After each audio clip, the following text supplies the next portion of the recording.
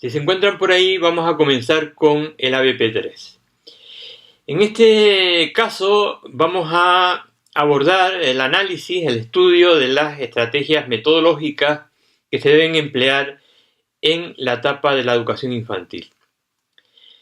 Si queremos que la intervención en el aula de infantil cree un ambiente adecuado para estimular el interés y el aprendizaje de los niños y niñas de estas edades, debemos ser coherentes con las características de ese periodo evolutivo, sus necesidades, sus intereses, así como partir de una serie de principios psicopedagógicos orientados y adecuados a esta etapa.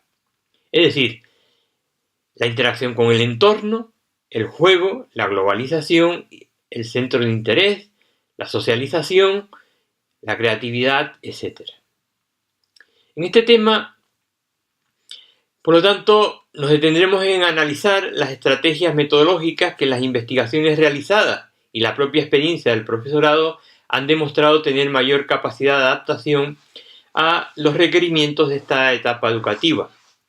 ¿Cuáles son esas estrategias? Nos referimos a los denominados centros de interés, proyectos de trabajo, talleres y rincones del aula. ¿Por qué son eficaces en el ámbito del aula de infantil? Entre diversas razones destacan que parten de una concepción globalizadora y se adaptan perfectamente a los niños y niñas de estas edades, a responder a sus necesidades lúdicas, lo que en la actualidad se viene a llamar gamificación y que cada vez adquiere mayor importancia en las aulas, su percepción de la realidad y sus intereses inminentes. Por tanto, en lo que ustedes van a tener que indagar tiene que ver con las estrategias basadas en el juego, en los proyectos de trabajo, la globalización y los centros de interés, así como la metodología por rincones y los talleres.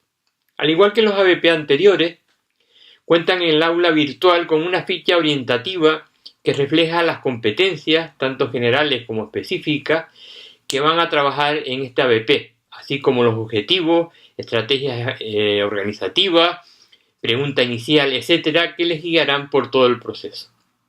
Por cierto, en este ABP serán varias y no una las preguntas que encontrarán con la finalidad de que los equipos elijan una o varias, entrelazándolas o bien reconstruyéndolas en otras generadas por ustedes.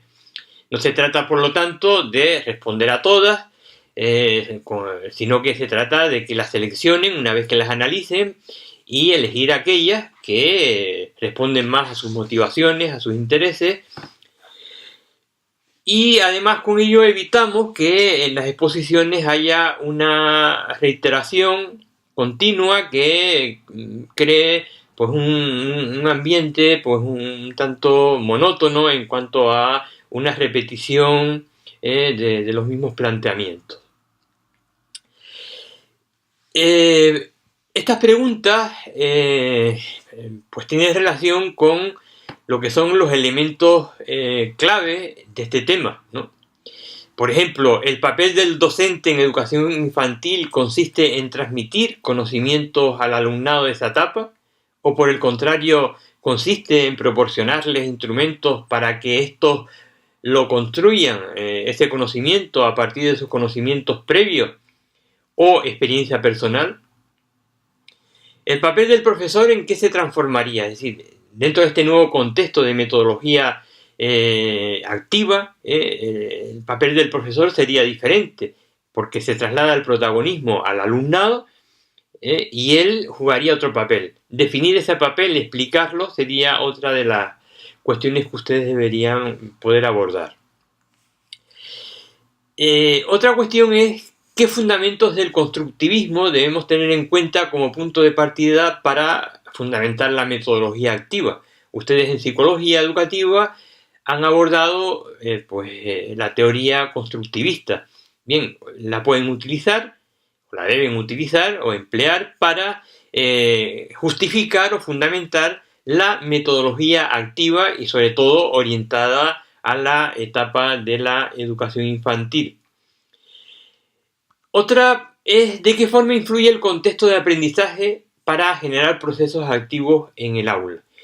Cuando nosotros el aula la organizamos de una manera determinada, con una serie de elementos, estructuramos una serie de procesos, organizamos a los alumnos de una manera determinada, le proporcionamos una serie de recursos, etcétera. ¿Qué pasa? Eso está influenciando de una manera determinada. Ustedes, en este caso, también deberían hacer un razonamiento que explique de qué manera ese contexto de aprendizaje que hemos generado en el aula influye en el aprendizaje del alumno. Otra pregunta es la globalización. ¿Por qué es una estrategia didáctica con tanta repercusión en la organización del currículum escolar de la educación infantil? Es una pregunta muy interesante. Es decir, ¿por qué diseñamos, estructuramos el currículum basándonos en ese planteamiento globalizador? La respuesta a esta pregunta tiene mucho interés para cualquier profesional que vaya a orientar su enseñanza en los contextos de la educación infantil.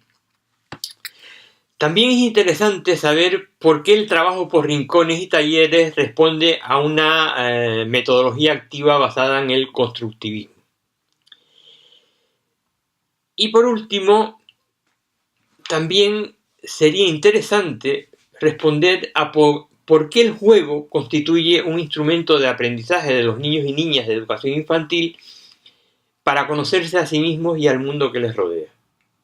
Y con ello, pues, quedan planteadas estas preguntas que, repito, se trata de que ustedes seleccionen aquellas con las que más se identifiquen e incluso intentar, a partir de ellas, construir una propia.